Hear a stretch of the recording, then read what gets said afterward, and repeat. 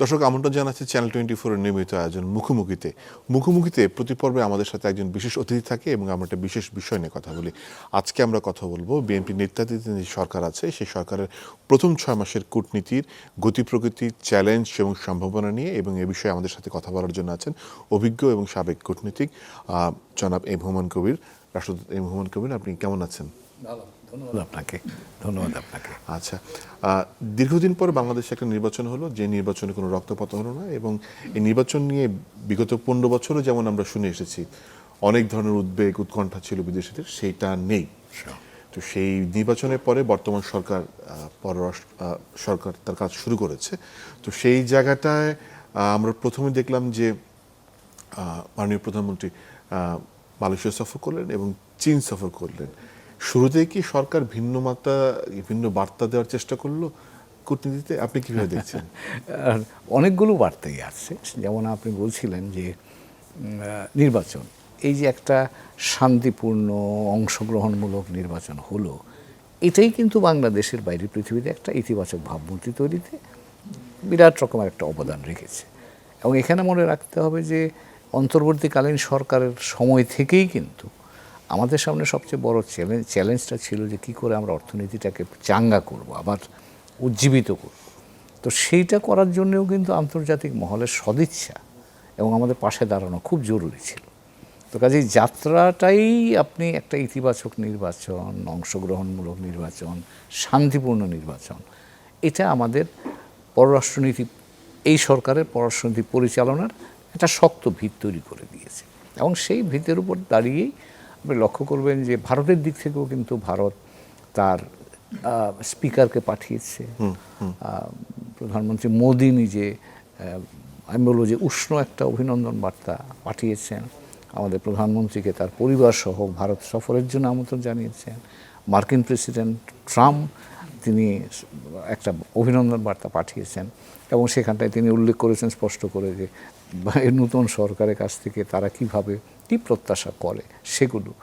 অন্যান্য যারা চীনারা এবং আমাদের যারা বিভিন্ন অংশীদার আছে তারা সকলেই কিন্তু অভিনন্দন বার্তা পাঠিয়েছে এবং যে যার মতো করে এই সরকারের সাথে সহযোগিতার ক্ষেত্রটাকে কাজে লাগাবার জন্য সচেষ্ট থেকেছে। এবং ওইটাই আমি বলবো যে এই সরকারের পররাষ্ট্রনীতির ভিতটা বা বিস্তৃতিটা মোটামুটিভাবে আমাদের সামনে তুলে এনেছে।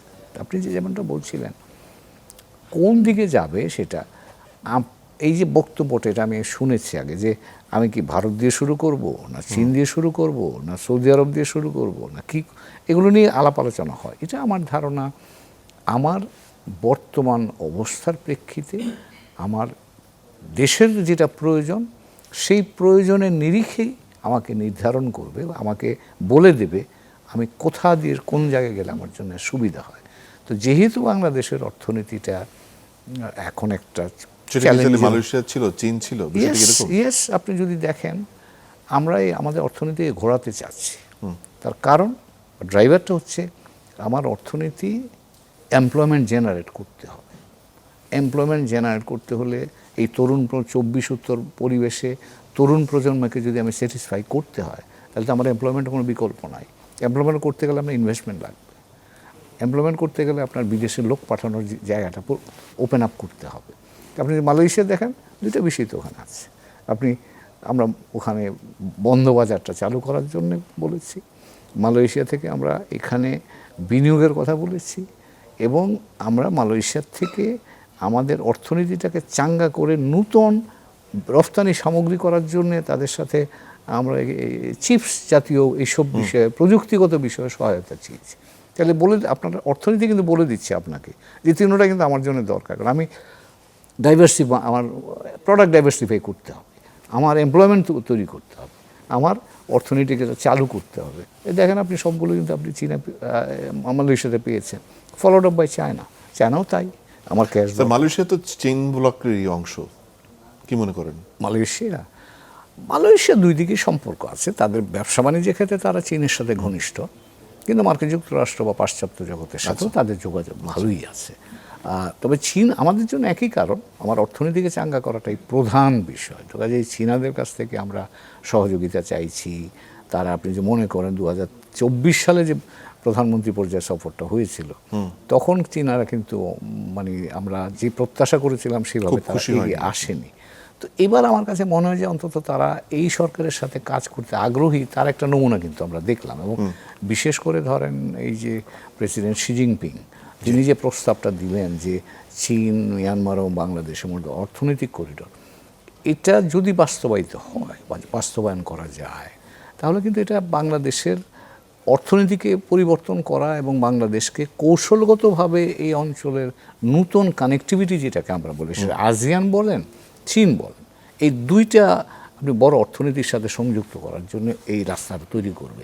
তো কাজেই এখানে আপনি এমপ্লয়মেন্ট বলেন, অর্থনীতি কানেক্টিভিটি তৈরি করা বলেন, আপনার নর্মাল টেকনোলজি কানেক্টিভিটি বলেন, মানে সব দিকে আপনার ওপেন আপ করছে। তো কাজেই আমার ড্রাইভারটা হচ্ছে আমার অর্থনীতিটাকে আমি বিভিন্ন আঙ্গিকে কীভাবে চাঙ্গা করব, সেটাই আমার প্রধান। তো সেই ক্ষেত্রে যে আপনাকে এই সহায়তা দিতে পারবে আপনি তার সাথে শুরু করবেন। এটাতে তো কাজে আমার অন্য যে বন্ধুরা আছে তারা তো ওইভাবে আমাকে এই মুহূর্তে সহায়তা দেওয়ার মতো সক্ষমতা নাই, অথবা আমার সেটা গ্রহণ করার মতো এখন পরিস্থিতি নাই। তো কাজেই আমি সেই জন্য সেখানে গেছি। কাজে এখানে আমি গল্প যেটা বলছেন আপনি, হ্যাঁ আমরা কনভেনশনাল উইজডম বলে যে এটাই হতে পারতো বা হয়, আমি কিন্তু সেভাবে দেখি না। আমি আমার প্রয়োজনের নিরিখে আমি দেখছি, এবং সেটা আমি বরাবরই কিন্তু বলছি কথাটা, যে এখানে চীন সফরের মধ্যে আমার পলিটিক্সের চাইতে এখানে ইকোনমি মেইন রোল প্লে করছি। মালয়েশিয়া একই জিনিস।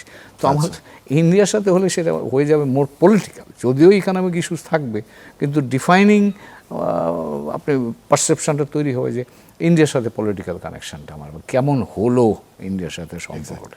একেবারে ছোট্ট করে আপনার কাছে 30 সেকেন্ডে জানতে চাই, চীনমুখী হলাম এটা যদি কেউ বলে, সমালোচনা হয় কিংবা ইতিবাচকভাবে হয়, সেটা কাউন্টার কিভাবে করা যায়? আমাকে যদি জিজ্ঞেস করেন তো আমি বলবো যে না, আমরা কোনো মুখী হই নাই। আচ্ছা। কারণ আপনি মনে হচ্ছে আপাত দৃষ্টিতে চীনের ভিজিট বা সফরটা একটা সফল সফর হিসেবে আমরা চিত্রিত করছি, কিন্তু এখানে বাংলাদেশে মার্কিন যুক্তরাষ্ট্রের সাথে সম্পর্ক কিন্তু যে কোনো সময়ের চাইতে বেশি শক্তিশালী এখন। তো কাজেই মার্কিন যুক্তরাষ্ট্রের লোকজন এখানে আসছে, আমরাও গেছি, আমাদের প্রতিমন্ত্রী মহোদয় গিয়েছেন। তো কাজেই মার্কিন যুক্তরাষ্ট্রের সাথে আমাদের যোগাযোগটা কিন্তু চীনের যোগাযোগের চাইতে বেশি শক্তিশালী এই মুহূর্তে। তো কাজেই এটাকে আমি চীনমুখী কোনো মুখী বলবো না, এটা বাংলাদেশ আমরা বিভিন্ন মুখী, আমাদের প্রয়োজনে নিরিখে বিভিন্ন মুখী হচ্ছি এখন, যেটাকে বাংলাদেশ ফার্স্ট বলে কথাটা বলছে। আচ্ছা স্যার, যেহেতু মার্কিন যুক্তরাষ্ট্রের কথা আসলো, সেই ক্ষেত্রে আপনাকে জানতে চাই, আমরা একদম নির্বাচনের পর পল কাপুরকে দেখেছি, এরপরে ব্রেন্ডন লিঞ্চকে দেখেছি, উনি অবশ্য ধারাবাহিকভাবেই বাংলাদেশে আসছে, এবং এরপরে সার্জিও গোরের সফর দেখলাম, 3টা মোটামুটি হাই লেভেল, এবং একজন প্যাসিফিক কমান্ডারও বাংলাদেশ ঘুরে গিয়েছে। অর্থাৎ ব্যবসায়িক, অর্থনৈতিক, সামরিক এবং প্রযুক্তি, চারদিক দিয়ে সম্পর্ক এগিয়ে যাচ্ছে। এটা কি মার্কিন যুক্তরাষ্ট্রের ইন্টারেস্ট বেশি, নাকি বাংলাদেশ জিওপলিটিক্যালি আরো বেশি ইম্পর্টেন্ট হয়ে যাচ্ছে তার কাছে? বাংলাদেশ এখন সবার কাছেই, কারণ যেহেতু ভূরাজনৈতিক একটা ঘূর্ণন এখানে হচ্ছে, সকলেই চাইবে বাংলাদেশের মতো এরকম একটা জনবহুল দেশ আমার পক্ষে থাকুক। তার কারণ, আকর্ষণের কারণ অনেকগুলো। একটা হচ্ছে, যদি বলি ধরেন আপনি যদি এই ইন্ডো প্যাসিফিক অঞ্চল যেটা বলি, সেখানে বাংলাদেশ 4th লার্জেস্ট ডেমোগ্রাফি কিন্তু। আচ্ছা। ভারত, চীন, ইন্দোনেশিয়া, তারপর কিন্তু বাংলাদেশ। তারপরে খেয়াল করবেন, কাজে জনসংখ্যার দিক থেকে কিন্তু এই অঞ্চলে বিরাট জনগোষ্ঠীর দেশ আমরা। এটা বাড়তি ডিমান্ড আছে। এখানে মানে জনশক্তির দেশ মানে হচ্ছে এর বেশিরভাগই তরুণ। তো তরুণ মানে কি, এটা মার্কেট, এটা কনজামশন, এবং ওয়েস্টার্ন কনজামশন ওরিয়েন্টেড বাংলাদেশ। কিন্তু আপনি লক্ষ্য করবেন আমাদের তরুণ প্রজন্ম, তারা কিন্তু মোর ওয়েস্টার্নাইজড। তো কাজে অনেক দেশের চাইতে বেশি westernise. It means business opportunity. সেখানে চীনারাও বিজনেস অপরচুনিটি দেখছে, মার্কিন যুক্তরাষ্ট্র দেখছে, ভারতও দেখছে। তো কাজে সবাই সেই অপরচুনিটিটা দেখছে। তো কাজে এটা একটা বড় আকর্ষণ। দ্বিতীয় যে জায়গাটা হচ্ছে যে এখানে একটা বিনিয়োগের বড় জায়গা, কারণ আপনি যখনই মার্কেট ডিমান্ড তৈরি হয়, তখন এখানে আপনি জিনিস প্রডিউস করা, এক্সপোর্ট করা, এগুলো সব সুযোগ তৈরি হয়। তো কাজেই সেখানে সকলেই চাইছে যে এই মার্কেটে, আমি যদি মার্কেটে ক্যাটার করতে চাই, তো সেখানে হয় আমি জয়েন্ট ভেঞ্চারে যেতে পারি, অথবা এক্সপোর্ট করতে পারি। তো কাজে আমার এখানে বিনিয়োগের সুযোগ আছে, এবং আমার পণ্য রফতানিরও সুযোগ আছে। এবার যদি আসেন আপনি আপনার ইনভেস্টমেন্ট এরিয়া, এখানে ধরেন আমার ব্লু ইকোনমি তো পড়েই আছে গত 12 বছর ধরে, কমপ্লিটলি সেটেল ইস্যু। সীমান্ত, সেই মিয়ানমার বলেন, ইন্ডিয়ার বলেন, দুই জায়গাতেই আমরা কিছুই করতে পারলাম না। অথচ আজকের এই এনার্জি ক্রাইসিসের মধ্যে এটা একটা উইন্ডো হতে পারে যেটা আমরা এক্সপ্লোর করতে পারি। স্যার, সার্জিও গোর এবার সিভিল নিউক্লিয়ার কর্পোরেশনের কথা বলেছেন, এক্স্যাক্টলি এটা আসলে কি মিন করে? সিভিল নিউক্লিয়ার হচ্ছে যেটা nuclear technology for civilian purpose, এনপিটির আওতায়, নন প্রলিফারেশন ট্রিটির আওতায় মার্কিন যুক্তরাষ্ট্র যারা এনপিটির সদস্য তাদেরকে এই নিউক্লিয়ার রিঅ্যাক্টর তারা বিক্রি করে, নিউক্লিয়ার টেকনোলজি বিক্রি করে তারা শান্তিপূর্ণভাবে পারমাণবিক শক্তিকে কাজে লাগাবার জন্য সহযোগিতা করতে পারে। তো সেই সহযোগিতাটাই মার্কিন যুক্তরাষ্ট্র এখন করছে। এখানে একটু পাল্টা বলে নিই, তার রাশিয়ার সাথে আমাদের যে এখনকার রূপপুর প্রকল্প যেটা আছে সেটাও কিন্তু সিভিল নিউক্লিয়ার কোলাবোরেশনের একটা রূপ। তো কাজে মার্কিন যুক্তরাষ্ট্র তার পাশাপাশি চাচ্ছে তারাও এখন আমাদের জন্য, কারণ আমরা দক্ষিণাঞ্চলে আমাদের এইরকম একটা প্রকল্পের কথা অনেক দিন ধরে কিন্তু আমরা শুনছি, আরেকটা পারমাণবিক কি বলা যায় ইলেকট্রিসিটি প্ল্যান্ট আমরা করব। তো সেই ক্ষেত্রে মার্কিন যুক্তরাষ্ট্র আগ্রহী, চীনারা আগ্রহী, সাউথ কোরিয়া, ফ্রান্স, এই সবগুলো দেশ কিন্তু আগ্রহী। এখন আপনাকে চুজ করতে হবে আপনি কোনটা নেবেন, কার কাছ থেকে কিনবেন। তার কারণ হলো এই ধরনের নিউক্লিয়ার কোলাবোরেশন যে হয়, একটা প্ল্যান কিন্তু অনেক দাম, কমপক্ষে $3 বিলিয়ন। তো $3 বিলিয়ন এবং এটার সাথে আপনার সংযুক্ত থাকতে হবে তাদের সাথে অন্তত 20, 30, 40 বছর। তো কাজেই আপনার সাথে একটা লং টার্ম রিলেশনশিপে আপনি জড়িয়ে যাবেন, আপনি যেখান থেকে এটা কেনেন না কেন। আর এখন ভূরাজনীতিটা যদি এখানে ড্রাইভারটা বলছি, মার্কিনিরা এই ভূরাজনৈতিক প্রেক্ষাপট থেকে তারা এখন চীন এবং রাশিয়া এই দুইটা দেশকে তারা নন মার্কেট ইকোনমি বলে মনে করে, এবং সেটাকে তারা ডিফাইনও করেছে আমাদের সাথে, যেটা আর্ট চুক্তিতে। কাজে তার অর্থ হচ্ছে যে তারা এখন এই নন মার্কেট ইকোনমি থেকে আপনাকে সরিয়ে আনবার জন্য চেষ্টা করবে, এবং তারই একটা উপাদান হচ্ছে তারা যদি আমাকে নিউক্লিয়ার প্ল্যান্ট বা নিউক্লিয়ার এনার্জিতে সাপোর্ট করে, যদি দামে দরে বনে, তাহলে যদি আমি সেটা কিনি, তার অর্থ দাঁড়াবে আপনি তখন তাদের সাথে অন্তত 20, 25, 30 বছরের জন্য কমিটমেন্ট আটকে গেল। এটা তো একটা নতুন চ্যালেঞ্জ হয়ে গেল। আমরা চ্যালেঞ্জ অপরচুনিটি দুটোই হতে পারে। এখন সিদ্ধান্ত আমি কি চাই, আমি তো এনার্জি সিকিউরিটি চাচ্ছি। একটা নিউক্লিয়ার যেমন রূপপুরে 2400 মেগাওয়াট আসবে, আপনি ইচ্ছা করলে চেয়ে বেশিও নিতে পারেন। এখন আমরা বলছি ক্লিন এনার্জির কথা, এবং সেই ক্ষেত্রে কিন্তু এইটাও মানে আমাদের নিউক্লিয়ার এনার্জিটাও কিন্তু এর মধ্যে পড়ে। তো কাজেই আপনি যদি এখন ফসিল ফুয়েল থেকে বেরিয়ে এসে রিনিউয়েবল এবং ক্লিন এনার্জিতে যেতে চান, তাহলে নিউক্লিয়ার কুড বি অপশান। এবং সেখানে আপনি কোথায় যাবেন আপনার কৌশলগতভাবে সিদ্ধান্ত নিতে হবে, এবং দামে দরে যদি বনে তাহলে আপনি সেখানে যেতে পারেন। মার্কিনরা সেই অফার আপনাকে দিয়ে দেবে। নতুন একটা চ্যালেঞ্জ নিয়ে কথা বলছিলাম, যেটা হয়তো বা রাশিয়া এবং আমেরিকা মুখোমুখি হতে পারে। তো এর পাশাপাশি বাংলাদেশের কূটনীতির একটা বড় জায়গা আসলে ভারতকে ঘিরে, কারণ ভারত আমাদের একটা বড় প্রতিবেশী, বহুমুখী সম্পর্ক, এবং সম্পর্কটা জটিল জায়গায় চলে গেছে। এবং সবশেষ সেখানে যে সংবাদ সম্মেলনটা দেখলাম, সেই সংবাদ সম্মেলনের আগে তারা বলেছিল যে খুব বেশি কিছু হবে না, কিন্তু সংবাদ সম্মেলনটি আসলে বাংলাদেশের নানা ধরনের রাজনৈতিক অস্থিরতা তৈরি করছে। বাংলাদেশের বর্তমান পরিস্থিতি এবং পালস জনগণের যেটা, সেটা কি ভারত ধরতে পারছে না? আপনি তো ভারতে কাজ করেছেন দীর্ঘদিন। আমার তাই মনে হয়, কারণ ভারতও কিন্তু একটা নানামুখী চাপের মধ্যে এখন আছে কৌশলগতভাবে। মার্কিন যুক্তরাষ্ট্রের সাথে তার গত 20 বছর থেকে 25 বছর থেকে গড়ে ওঠা সম্পর্কটা কিন্তু এখন টানাপোড়েনের মধ্যে আছে। এবং আজকে দেখলাম খবর, সেটা হচ্ছে যে গতকালই সিনেটে একটা আইন পাশ হয়েছে রাশিয়ার বিরুদ্ধে। এটা যদি প্রেসিডেন্ট সাহেব সই করেন, প্রেসিডেন্ট ট্রাম্প সই করে দেন, তাহলে 100% ইন্ডিয়ার উপর ট্যারিফ পড়বে গিয়ে। তো কাজে ইন্ডিয়ার জন্য কিন্তু it's a concern, major concern. চীনের সাথে তার সম্পর্কটা কি হবে, এটা নিয়ে একটা টানাপোড়েন আছে। সাম্প্রতিক মাসগুলোতে একটু ইমপ্রুভ করছে রিলেশনশিপ, কিন্তু স্ট্র্যাটেজিক রিয়েলিটি তো বদলায়নি, এটা তো আছে। এইদিকে বাংলাদেশ আছে, ওইদিকে আবার চীনারা বাংলাদেশে বিশেষভাবে আগ্রহী, করিডোর অ্যান্ড আদার যেগুলো। তো এখানে আমার ধারণা তাদের উপর একটা চাপ থাকার কারণে তারা বাংলাদেশ কীভাবে হ্যান্ডেল করবে এটা নিয়ে এক ধরনের দ্বিধাদ্বন্দ্ব চলছে। এবং এটা অস্বীকার করার উপায় নেই যে হাসিনা সরকারের আমলে তারা একটা কৌশলগত অ্যাডভান্টেজ তারা পেয়েছিল। এখন কিন্তু সেই কৌশলগত অ্যাডভান্টেজটা এটা চলে গেছে সেটা বলবো না, কিন্তু এটাকে রিঅর্গানাইজ করতে হতে পারে তাদের। এবং সেটা কিভাবে হবে সেটা নিয়ে তারা অনিশ্চয়তা ভুগছে। তো এবং তারা চেষ্টা করছে এখন। তারা তো বলেছিল যে নির্বাচনের পরে নতুন সরকারের সাথে তারা কাজ করতে চায়। হ্যাঁ, সেটা বলেছিল এবং আমরাও তাদের সাথে কাজ করার আগ্রহ প্রকাশ করেছি, এবং আপনি লক্ষ্য করবেন আমরা কিন্তু কুইক রেসপন্ড করেছি, যেমন সরকার হওয়ার 2-3 দিনের মধ্যেই তাদের ভিসা ওপেন করে দেওয়া হলো ইত্যাদি ইত্যাদি। তারাও করেছে, আমরা যখন ক্রাইসিসে পড়েছি ডিজেল দিয়েছে আমাদেরকে।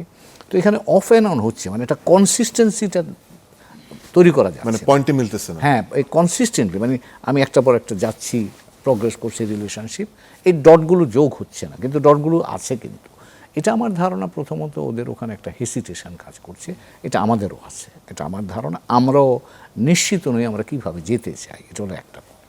দ্বিতীয় যেটা হচ্ছে একটা আস্থা সংকট তো তৈরি হয়েছে, কারণ 24 মানে কি বাংলাদেশের ভারত সম্পর্কে দৃষ্টিভঙ্গিগত পরিবর্তন হয়ে গেছে, এবং সেটা অবভিয়াসলি আপনার নীতি এবং তার সাথে নেচার অফ ইন্টারাকশান কী হবে সেটাও কিন্তু ইনফ্লুয়েসড হবে।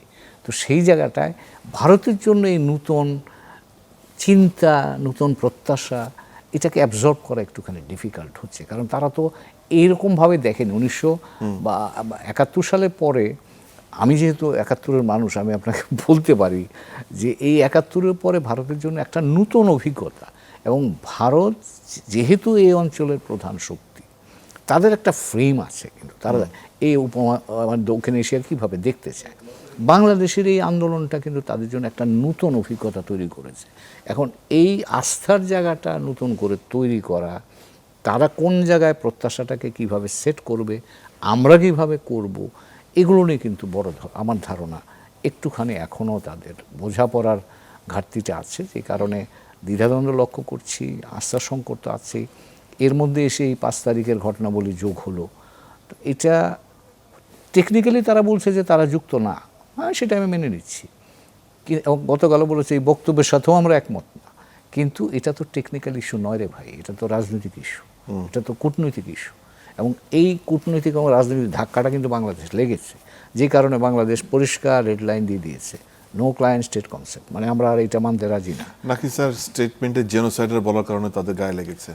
না, এটা তো আমরা বলছিলাম, তো কোর্ট থেকে ইতিমধ্যে কোর্ট তো রায় দিয়ে দিয়েছে, তো কাজে এটা তো আপনি বলার দরকার নেই, কাজে এটা ইস এ ফ্যাক্ট। এখন ওরাও অতিথি হিসাবে মনে করছে, তারা ওই আগের ফ্রেমে রয়ে গেছে, মানে এখন এই জায়গাটাই তো চ্যালেঞ্জটা, যে এখন এই যে বিবর্তনটা হয়েছে, একজন মানুষ প্রধানমন্ত্রী, একজন মানুষ আবার পারপিট্রেটর অফ জেনোসাইড, এখান থেকে ট্রানজিশনটা সমস্যা হচ্ছে, এবং সেই কারণেই আপনি লক্ষ্য করবেন ভারতীয় অ্যানালিস্ট যারা আছে তারা কিন্তু বুঝতে পারছে না যে এটা কেন, এতে অসুবিধাটা কী আছে।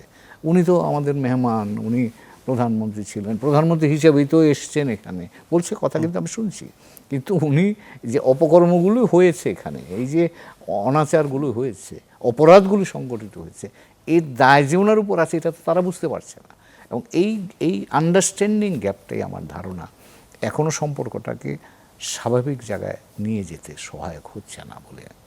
আশা করি হয়তো এটা সহায়ক হবে এবং সংকট কেটে যাবে।